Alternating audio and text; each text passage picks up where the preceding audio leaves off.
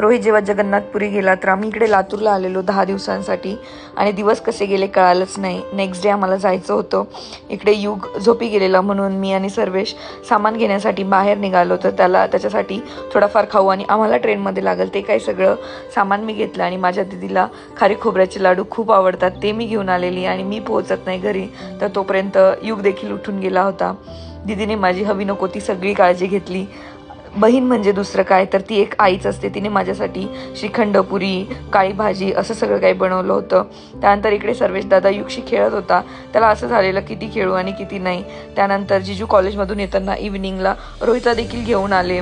त्याची जगन्नाथपुरीची यात्रा देखील छान झाली आणि संध्याकाळी त्यांची जेवणं झाली. युगसोबत सगळ्यांनी खेळलं आणि जिजूंची तर मी वाटच बघायची. ते कॉलेजमधून आले की मी थोडा वेळ आराम करायची आणि ते त्याला घेऊन फिरायचे. माझ्या जिजूंनी देखील माझ्या वडिलांनी इतकीच काळजी घेतली. मी खरंच खूप नशीबवान